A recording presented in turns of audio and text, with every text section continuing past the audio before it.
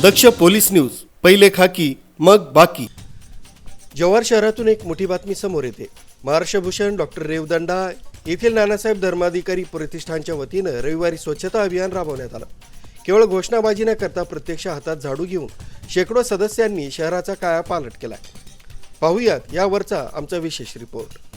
स्वच्छता हीच सेवा हा मंत्र जपत डॉक्टर अप्पासाहेब धर्माधिकारी आणि डॉक्टर सचिन धर्माधिकारी यांच्या मार्गदर्शनाखाली जव्हार शहरात स्वच्छतेचा महायज्ञ पार पडला। रविवारी सकाळी 7 वाजल्यापासून जव्हारच्या रस्त्यांवर स्त्री सदस्यांची शिस्तबद्ध फळी पाहायला मिळाली।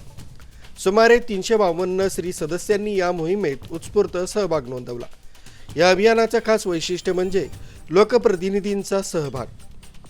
विक्रमगड विधानसभेचे आमदार हरिश्चंद्र भोये यांनी स्वतः खराटा हाती घेत श्रमदान केलंय। त्यांच्यासोबत नगर परिषदेचे माजी सभापती गणेश राजपूत यांनीही या मोहिमेत खांद्याला खांदा लावून काम केलं। या मोहिमेदरम्यान केवळ रस्तेच नाही तर शहरातील महत्त्वाची सरकारी कार्यालये आणि पर्यटन स्थळे चकाचक करण्यात आली। तहसील, पंचायत समिती, पोलीस ठाणे आणि पोस्ट ऑफिस तसंच श्रीराम मंदिर, खंडेराव मंदिर, महालक्ष्मी मंदिर आणि हनुमान पॉइंट, सूर्या तलाव, एसटी बस स्थानक आणि कुटीर रुग्णालय या ठिकाणी स्वच्छता मोहीम राबवण्यात आली। नगर परिषद जव्हारच्या सहकार्यानं पार पडलेल्या या मोहिमेमुळे जव्हार शहर स्वच्छ आणि सुंदर दिसतंय।